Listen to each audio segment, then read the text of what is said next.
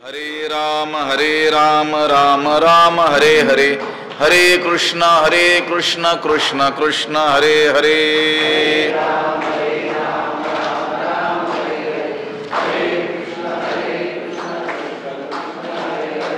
कुंडलीक वरदा हरि विठ्ठल, श्री ज्ञानदेव तुकाराम, पंढरीनाथ भगवान की जय। माऊली ज्ञानेश्वर महाराज की जय। जगद्गुरु तुकाराम महाराज की जय। किं कर्म किम कर्मेति कवयोप्यत्र मोहिताः, तत्ते कर्म प्रवक्ष्यामि यज्ञात्वा मोक्षसे शुभात्। नमामि सद्गुरुं शान्तं सच्चिदानंद विग्रहं, पूर्ण ब्रह्म परानंद मीशमालंदी वल्लभम। नमो सद्गुरु तुकया ज्ञान दीपा, नमो सद्गुरु सच्चिदानंद रूपा, नमो सद्गुरु भक्त कल्याण मूर्ति, नमो सद्गुरु भास्करा पूर्ण कीर्ति। अखंड मंडलाकारं व्याप्तमेन चराचरं, तत्पदं दर्शितं येन तस्मै श्री गुरवे नमः। जयांची केली स्मरण, होय सकळ विद्यांचे अधिकरण। तेची वंदू श्री चरण, श्री गुरूंचे ते नमस्कारोनी आता। किं कर्म किम कर्मेति कवयोप्यत्र मोहिताः, तत्ते कर्म प्रवक्ष्यामि यज्ञात्वा मोक्षसे शुभात्। ग्रंथराज ज्ञानेश्वरीच्या 4थ्या अध्यायाचा विचार आपण करतो आहोत आणि या 4थ्या अध्यायातील 16व्या क्रमांकाचा हा श्लोक आहे। या श्लोकाचा अन्वय एकदा आपण पाहूयात। कर्म किम अकर्म किम इति अत्र कवयः अपि मोहिताः, तत् कर्म ते प्रवक्ष्यामि यत् ज्ञात्वा अशुभात मोक्षसे। त्याचा अर्थ असा होतो, कर्म किम, कर्म म्हणजे काय, अकर्म किम आणि अकर्म म्हणजे काय। इति अत्र कवयः अपि मोहिताः, या संबंधात या विषयी कवयः अपि म्हणजे विद्वान लोक सुद्धा, बुद्धिमान लोक सुद्धा मोहिताः मोहित झालेले आहेत, भ्रमात पडलेले आहेत। कोण? विद्वान लोक, ज्ञानी लोक, बुद्धिमान लोक हे सुद्धा या विषयामध्ये मोहित झालेले आहेत। कोणत्या? कर्म म्हणजे काय, कर्म कोणतं, अकर्म कोणतं, या संबंधात बुद्धिमान लोक सुद्धा भ्रमात पडलेले आहेत, मोहित झालेले आहेत। ते कर्म तत्कर्म ते प्रवक्ष्यामि, ते कर्म मी तुला सांगतो। यज ज्ञात्वा जे जाणल्याने, अशुभात मोक्षसे अशुभ असलेल्या या संसारापासून तू काय होशील, मुक्त होशील। ते कर्म मी तुला सांगतो, ज्या कर्माचं स्वरूप जाणून तू अशुभापासून काय होशील, मुक्त होशील। अशुभ अशा या संसारापासून तू मुक्त होशील। कर्म कसं करावं सांगताना त्यांनी सांगितलं, एवं ज्ञात्वा कृतं कर्म पूर्वैरपि मुमुक्षुभिः कुरु कर्म एव तस्मात् त्वं पूर्वैः पूर्वतरं कृतं। पूर्वीच्या काळातील मुमुक्षूंनी ज्या रीतीनं कर्म केलं, जाणून कर्म केलं, मी अकर्ता आहे, मी अभोक्ता आहे असं जाणून पूर्वीच्या मुमुक्षूंनी कर्म केलेलं आहे। म्हणून तू देखील काय कर, तस्मात म्हणजे म्हणून, त्वम तू देखील, पूर्वीच्या काळातील अतिपूर्वी होऊन गेलेल्या त्या जनकाधिकांनी जशी कर्मे केली तशीच कर्मे तू कर। मागील मुमुक्षू जे होते तीही ऐशिया जाणवणे माते कर्मे केली समजते धनुर्धरा, अशाच रीतीचे काय करतो कर्म कर असं सांगितलेलं आहे। आता असा संशय उत्पन्न होऊ शकतो की कर्माचं स्वरूप, वास्तविक स्वरूप समजणं हे काय आहे, अत्यंत कठीण आहे, दुर्घट असं आहे। म्हणून मग ती कर्म नेमकी कशी करायची? पूर्वीच्या मुमुक्षूंनी केली ही ठीक आहे, पण कर्माचं वास्तव स्वरूप समजणं हे काय आहे, अतिशय कठीण अशी काय आहे गोष्ट आहे. भगवंत देखील त्याची पुष्टी करतात ना, की कर्माचं जे स्वरूप ज्ञान आहे ते कळणं अतिशय काय आहे, दुर्गम आहे, कठीण आहे. आणि मग ते कठीण जरी असलं तरी मी सांगतो असं म्हणतात. अगोदर काय म्हणतात, किंग कर्म किम अकर्म, म्हणजे कर्म किम अकर्म किम इति अत्र कवयः अपि मोहिताः. कर्म कशाला म्हणायचं, अकर्म कशाला म्हणायचं, या संबंधामध्ये बुद्धिमान लोक सुद्धा भ्रमात पडलेले आहेत. त्यांना ते देखील घोटाळ्यातच पडलेले आहेत, मोहित झालेले आहेत. म्हणून मी तुला ते कर्म मी तुला सांगतो, ज्या कर्माचं स्वरूप जाणून तू अशुभ अशा संसारापासून काय होशील, मुक्त होशील. या श्लोकापासून भगवंताने काय केली आहे, सुरुवात केलेली आहे. कर्म मणिपे ते कवन अथवा अकर्मा काय लक्षण, ऐसे विचारिता विचक्षण गुंफोनी ठेले. कर्म मणिपे ते कवन अथवा अकर्मा लक्षण काय, ऐसे विचारिता विचक्षण गुंफोनी ठेले. कर्म म्हणजे ते कवन. कर्म म्हटलं जातं ते कोणतं, ज्याला कर्म म्हणतात शास्त्रामध्ये, कर्म असं ज्याला म्हणतात ते कोणतं. अथवा अकर्मा लक्षण काय, अथवा अकर्माचं लक्षण काय आहे, अकर्म कशाला म्हणतात. ऐसे विचारिता विचक्षण गुंफोनी ठेले. याचा विचार करत असताना विचक्षण ज्ञानी लोक, शहाणे लोक, विद्वान लोक सुद्धा भ्रमात पडलेले आहेत, गुंफोनी ठेले, कुंठित झालेले आहेत. त्यांची सुद्धा बुद्धी काय झालेली आहे, बंद पडलेली आहे.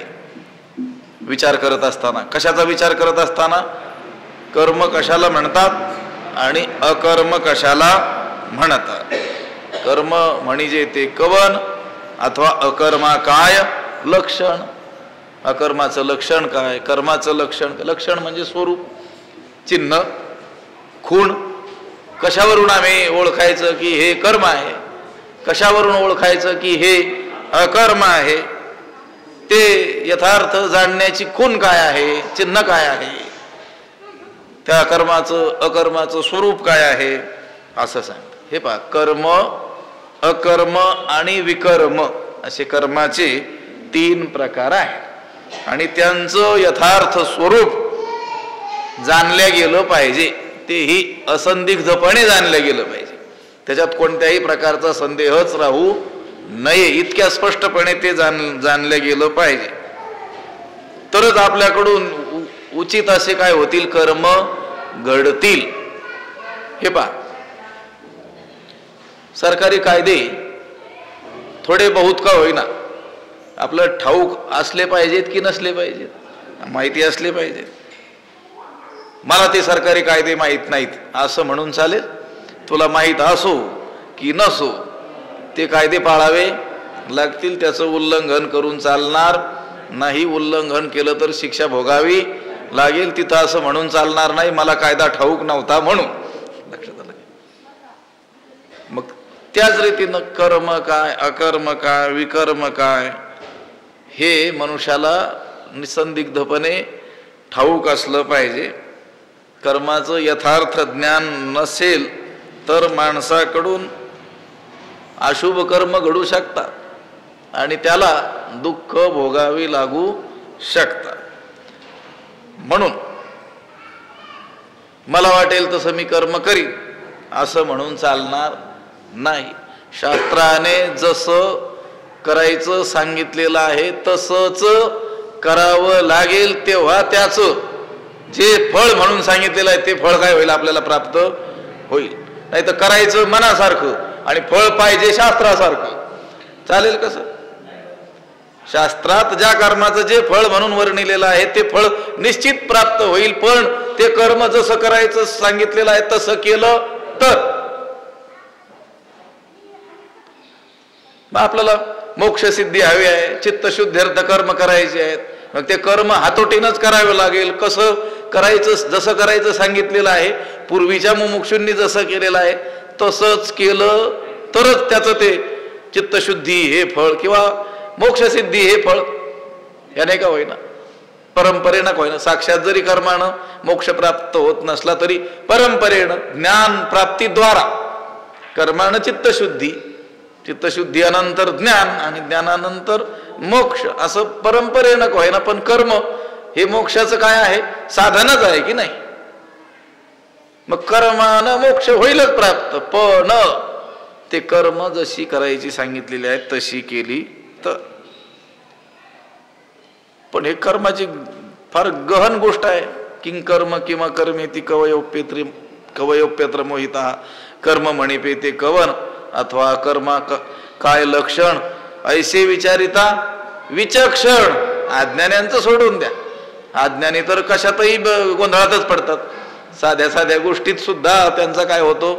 गोंधळ होतो. विचक्षण जे आहेत, ज्ञाते आहेत, शहाणे आहेत, चिकित्सक जे आहेत, विचारी लोक जे आहेत, विद्वान ज्यांना म्हटलं जातं, ते सुद्धा गुंफोने ठेली, गोंधळून गेले, घोटाळ्यात पडले. नेमकं कशाला कर्म म्हणायचं आणि नेमकं कशाला अकर्म म्हणायचं. अहो साध संध्यावंदन हे नित्य कर्म जे आपल्याला सांगितलेलं आहे, ते संध्या कर्म त्याचा जरी आपण विचार केला तर सकाळी पूर्वेकडे तोंड करून काय करावे लागते? संध्या करावी लागते. आणि संध्याकाळी पश्चिमेकडे तोंड करून अर्घ्य द्यावं लागते. आचमन करताना किती पाणी घ्यायचं त्याचा देखील काय आहे? माप आहे.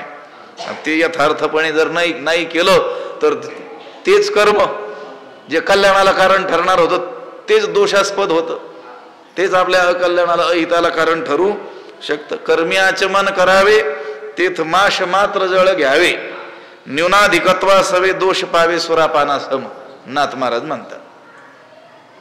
त्या कर्म करत असताना जे आचमन करायचं, आचमन करत असताना जे जळ घ्यायचं, पाणी घ्यायचं, ते किती घ्यायचं? माश मात्र म्हणजे उडीद बुडेल एवढं.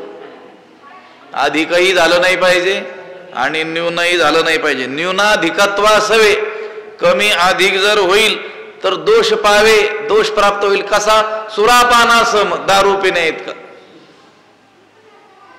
किती कर्माची गती गहन आहे, किती सूक्ष्मता आहे, लक्षात आलं का? मनुष्याची हानी होईल म्हणून कर्म, अकर्म, विकर्म हे जे कर्माचे 3 प्रकार आहेत यांचं ज्ञान असणं काय आहे? अत्यावश्यक असं आहे. पण कर्म म्हणिपे ते कवन आणि अकर्मा लक्षण काय ऐसे विचारिता विचक्षण गुंफोने ठेले. कर्म कशाला म्हणायचं आणि अकर्म कशाला म्हणायचं याचा विचार करत असताना ज्ञानी लोक सुद्धा गोंधळात पडले.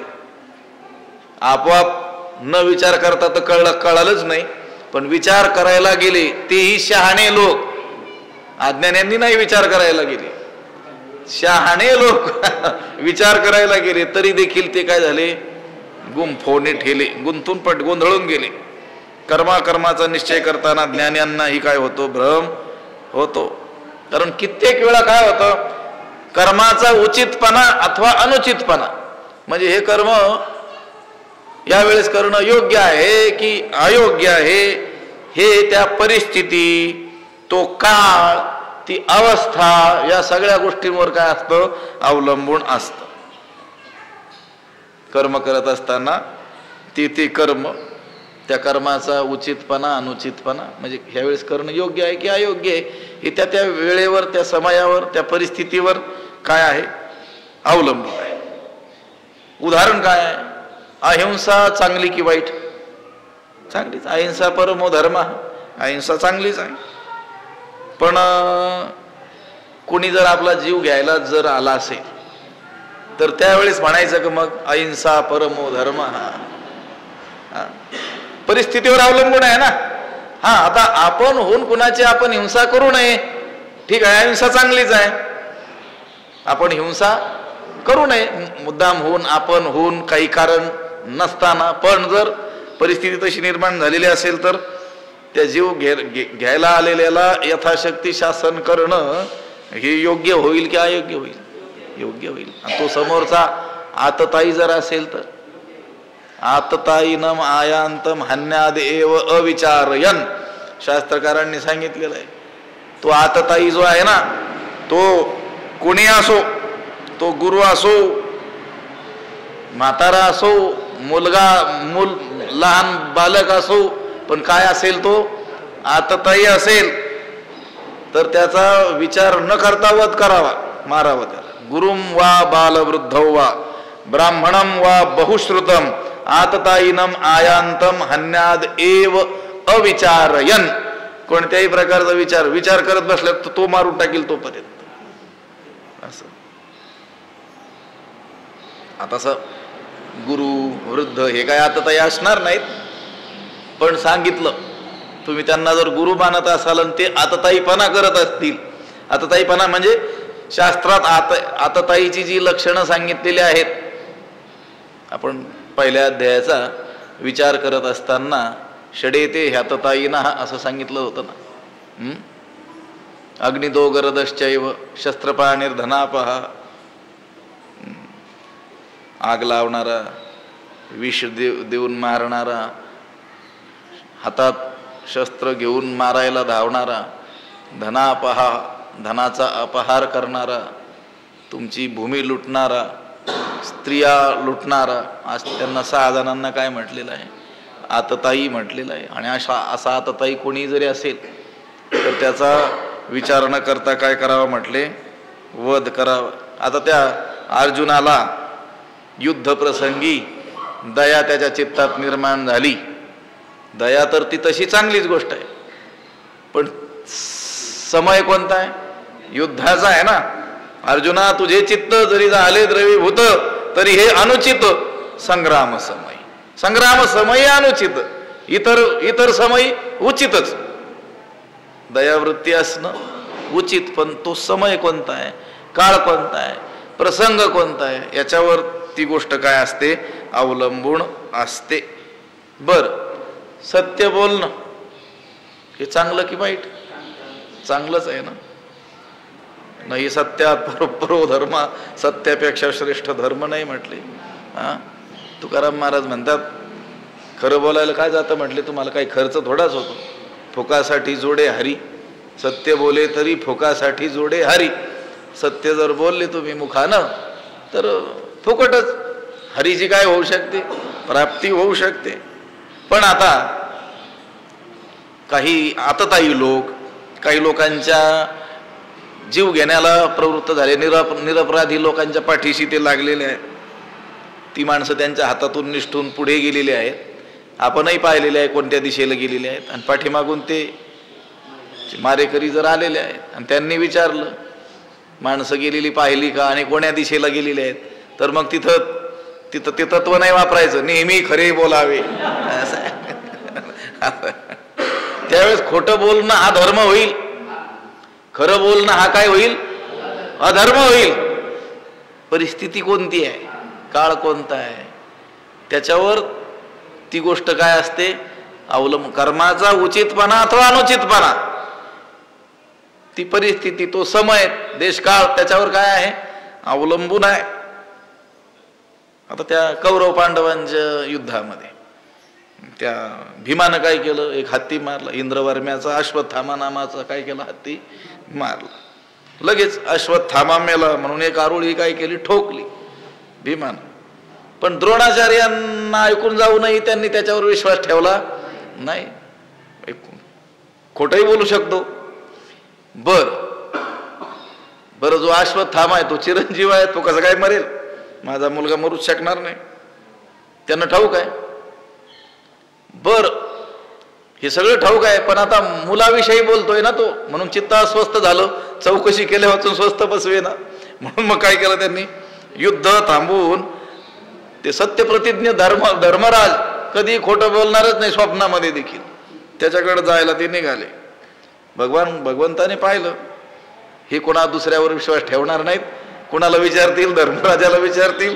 धर्मराजाला गाठलं भगवंतानं आणि सांगितलं तू यावेळेस खरं बोलू नको, खोटंही सांगू नको, संदिग्ध असं वचन बोल म्हटले. असं धर्माला ते काही रुचलं नाही. तो म्हटला देवा मी जन्मापासून कधी खोटं बोललो नाही.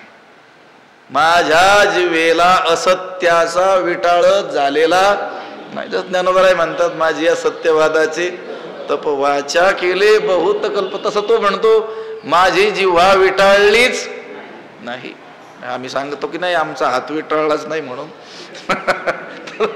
तशी जिव्हा विटाळलीच नाही. कोण म्हणतं? धर्मराज म्हणतो. पण भगवंत म्हटले तू आता प्रवचन देण्याची ही काही वेळ नाही. सत्य कशाला म्हणतात त्याचा अर्थ मी तुला सांगतो म्हटले. सर्वांचं कल्याण ज्यात होईल त्याला म्हणतात सत्य. हे द्रोणाचार्य जर अजून अर्धा दिवस जिवंत राहिले तर तुमच्यापैकी कोणी जिवंत राहणार नाही म्हटले. काय कर तू बोल एवढं म्हण. अश्वत्थामा हतः नरोवा कुंजरोवा एवढं तर म्हण. अश्वत्थामा मेला. तो मनुष्य होता की हत्ती होता हे काही मला ठाऊक नाही. एवढं वचन बोल. आता द्रोणाचार्य आले त्यावेळेस त्या धर्मराजानं हे वचन बोललं. कोणतं? अश्वत्थामा हतः नरोवा कुंजरोवा. पण अश्वत्थामा हतः एवढं बोलल्याबरोबर पुढचं ऐकू जाऊ नये म्हणून भगवंतानं तिथं वाजंत्री वाजवायला लावली. आणि त्यांनी ऐकलं आणि मग त्यांनी शस्त्र टाकून दिले. लक्षात आलं ना? आपला पुत्र मेला म्हणून शोक झाला आणि सर्व शस्त्र टाकून तिथंच पद्मासन घालून ते अंतकाळाचं ध्यान करत बसले. आणि ही संधी साधून धृष्टद्युम्नानं त्यांचं काय केलं? शिरच तोडलं. आता सगळ्या धर्माचं रहस्य जाणणारा जो भगवंत आहे त्या भगवंताचं वचन प्रमाण मानून धर्मराज अर्धवट खोटं बोलले. पण त्यांच्या पायाचा अंगठा गळला. तुकोबाराय म्हणतात अंगुष्ठ त्या कर्मासाठी गेला. वदविले मुखे नारायणे धर्मा. अंगुष्ठ त्या कर्मासाठी असत्य वचन वदवलं की नाही?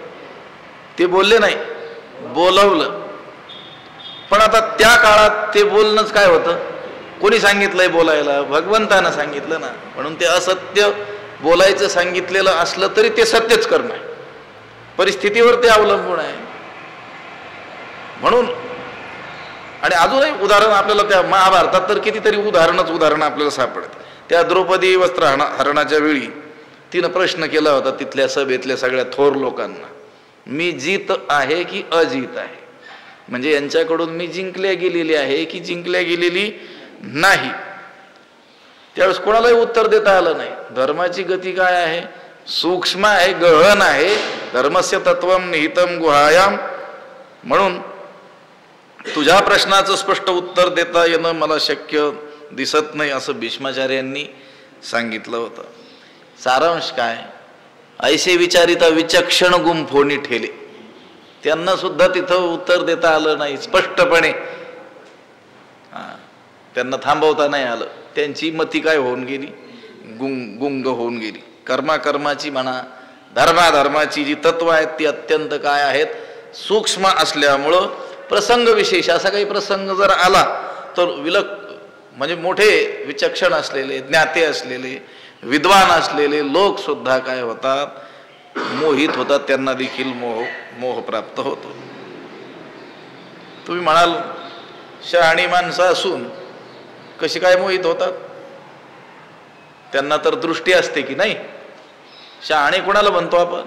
जीवनाकडे बघण्याची ज्यांना काय आहे? दृष्टी प्राप्त आहे. नाहीतर माणसं दिसायला तर सारी सारखीच दिसतात की नाही? वरून शहाणा आणि वेडा म्हणजे काही त्या शरीरात काही बदल असतो का? काही शहाणा आहे म्हणजे एखादा अवयव त्याला काही अधिक असतो का? नाही. पण त्याचा जीवनाकडे बघण्याचा, जगाकडे बघण्याचा जो दृष्टिकोन आहे. आणि मग तुम्ही म्हणता की ऐसे विचारिता विचक्षण गुंफोनी ठेले. कर्म कशाला म्हणतात? अकर्माचं लक्षण काय याचा विचार करत असताना विद्वान लोक देखील भ्रमात पडलेले आहेत. विद्वान म्हणजे ज्यांना दृष्टी आहे. आणि मग ज्यांना दृष्टी आहे, बघण्याची दृष्टी आहे, म्हणजे ही लौकिक दृष्टी नाही, जगाकडे बघण्याची दृष्टी आहे, त्यांना भ्रम कसा काय निर्माण होऊ शकतो? होऊ शकतो. पुढचं उदाहरण दिलेलं आहे. जैसे का कुडे नाणे खऱ्याचेनी सारखेपणे डोळ्याचेही देखणे संशयी घाली. जैसे कुडे नाणे खऱ्याचेनी सारखेपणे डोळ्याचेही देखणे संशयी घाली. जैसे म्हणजे ज्याप्रमाणे. कुडे नाणे म्हणजे खोट नाणं. कुड म्हणजे खोट, नकली. बनावट असलेलं नाणं, नोट म्हणा.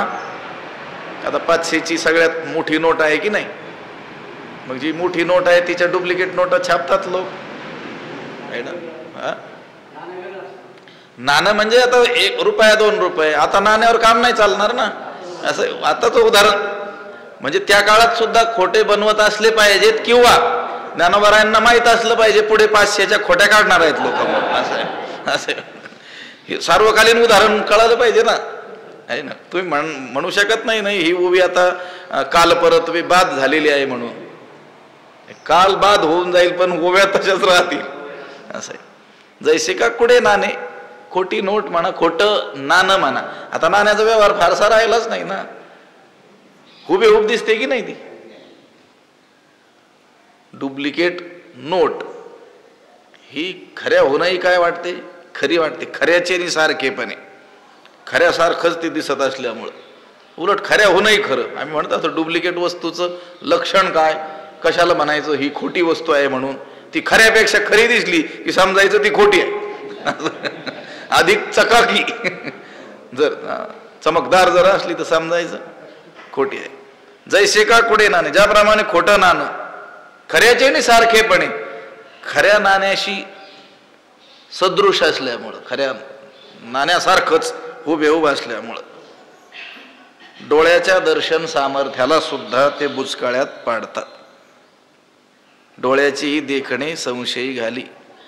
डोळ्याचं ज्ञान, ज्याला स्पष्ट नजर आहे, दृष्टी आहे, त्याला सुद्धा बुचकाळ्यात पाडतात. असं नाही का म्हातारा माणूस फसल्या गेला, खोटीच नोट घेऊन आला, खरी आणायची तर. ज्याला नजर आहे चांगली त्याला बघून सुद्धा कळत नाही की खरी कोणती नोट आहे किंवा आणि खोटी कोणती नोट आहे. डोळ्याचे देखणे संशयी घाली, त्याला देखील काय करतं, भ्रमात टाकतं. जैसे का कुडे नाणे, कुडे म्हणजे बनावट म्हटलं, नकली, खोटं, खऱ्याचे नि सारखेपणे, खऱ्या नाण्यासारखंच हुबेहूब असल्यामुळं संशयी घाली, भ्रमात पाडतं.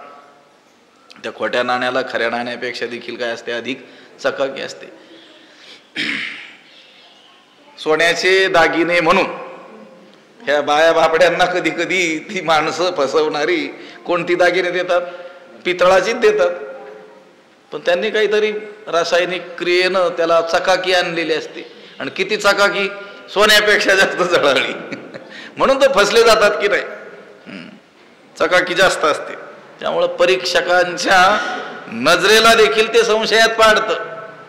सामान्यांचं जाऊ द्या, रोज नोटांशी ज्यांचा संबंध आहे, बँकेतले लोक, त्यांना सुद्धा काय होतो नाही कळत, बुचकळ्यात पाडतं.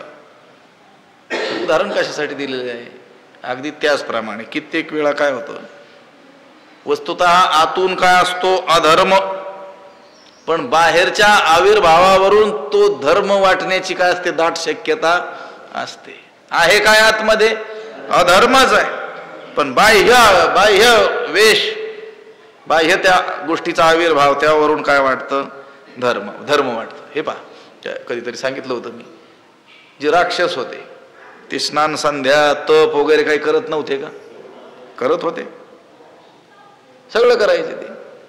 बाहेरून देवासाठी तप करताना सुद्धा आपल्याला उग्र तप, महाभयंकर तप. बरं, सांप्रदायिक जी बाह्य चिन्ह असतात, धर्माची जी बाह्य चिन्ह असतात, ती धारण करण्याच्या बाबतीत तर ते अग्रेसर, भस्म वगैरे काही लावत नव्हते का, लावतच होते ना. परंतु मग मद्यपानही करायची, मांस भक्षण, व्यभिचार, लोकांना पीडा देणं, आणि हे सगळं करायला सामर्थ्य प्राप्त व्हावं एवढ्या करता तप देखील करायची. मग तेवढ्यानंच त्यांच्या क्रियेला धर्म म्हणता येईल का, नाही म्हणता येणार. आताच्या काळात देखील लोक दिसतात की नाही, लोकांना बुडवून दान धर्म करणारे लोक दिसतात की नाही. नागवणी व्यवहारे गवादी घातली, ज्ञानोबा म्हणतात. व्यवहारामध्ये लोकांना फसवलं आणि मोठी काय केली, पंगतच घातली. गुरुवारी साखरे महाराज म्हणत असतात, सोलापूर लुटून पंढरपूर जीव घालायचं. ते म्हणतात, अरे बाबा तू पंढरपूरला जीव घालू नको, पण ते सोलापूर लुटायचं अगोदर काय कर, बंद कर म्हणून. तो काय यथार्थ धर्म होईल का? होणार नाही.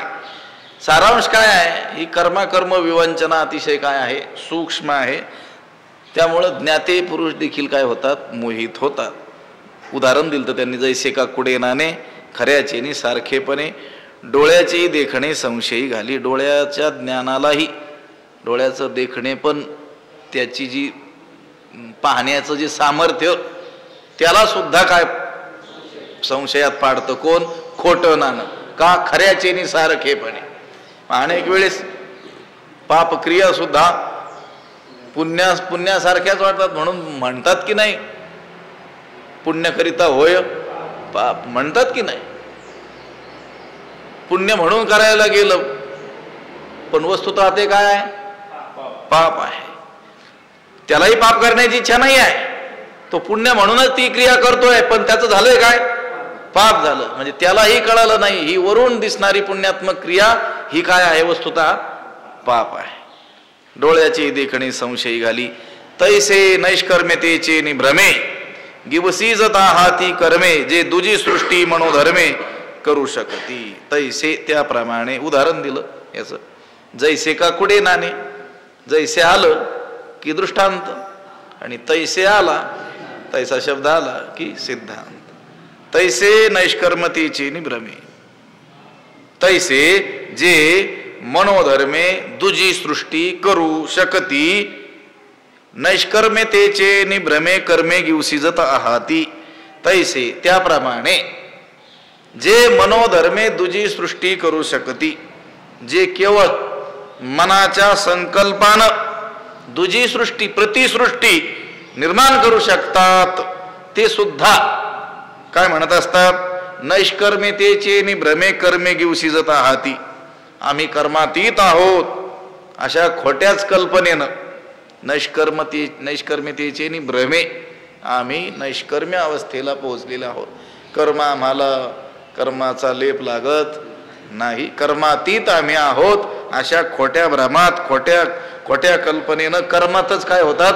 गुरफटून जातात. म्हणजे कर्मपाशात सापडत असतात. कोण? जे दुजी सृष्टी मनोधर्मे करू शकती, ज्यांच्यामध्ये एवढं सामर्थ्य आहे की दुसरी सृष्टी निर्माण करू शकतात, आणि खटपट करून नाही, मनोधर्मे, मनाच्या संकल्पानं. लक्षात आलं का? जे केवळ मनात आणलं तर दुसरी सृष्टी निर्माण करू शकतात, एवढे सामर्थ्यवान लोक सुद्धा नैष्कर्म्यतेचे निभ्रमे कर्मे गिवसीजत आहाती, आम्ही कर्मातीत झालो अशा नैष्कर्म्यतेच्या भ्रमाच्या रूपानं कर्मच शोधत असतात. कर्मातच काय होतात? लिंपायमान होतात. मनोधर्मे, केवळ मनाच्या संकल्पानं, मनाच्या शक्तीनं प्रतिसृष्टी केली की नाही निर्माण. कोणी? विश्वामित्राने. विश्वामित्रासारखे जे महान ऋषी आहेत त्यांना संकल्प सिद्धी प्राप्त आहे, त्यामुळं संकल्प मात्राने देखील ते प्रतिसृष्टी निर्माण करू शकतात. पण असे प्रभावी असलेले जे लोक आहेत ते सुद्धा आम्ही नैष्कर्म्य म्हणजे कर्मातीत आहोत अशा भ्रामक समजुतीनं कर्मातच अडकले जातात. भगवंताची इच्छा आहे काय व्हावं? कर्मातीत व्हावं, कर्म करून कर्मातीत व्हावं. कर्म करावं, पण अशा हातोटीनं करावं की त्या कर्माचा किंचितही लेप लागू नये, आणि उलट पूर्वीची असलेली कर्मबंधनं तोडण्यास हे कर्म कारण ठरावं. हे कर्म करून कर्मबंधन तर लागू नयेच, पण पूर्वीचं कर्मबंधन तोडण्याला ही केलेली कर्म कारण ठरावीत, अशा रीतीने ती कर्म केली पाहिजेत. पण ती काही सोपी गोष्ट नाही. ते म्हणतात तैसे नैष्कर्म्यतेची भ्रमे गिवसीजत आहाती कर्मे, जे दुजी सृष्टी मनोधर्मे करू शकते.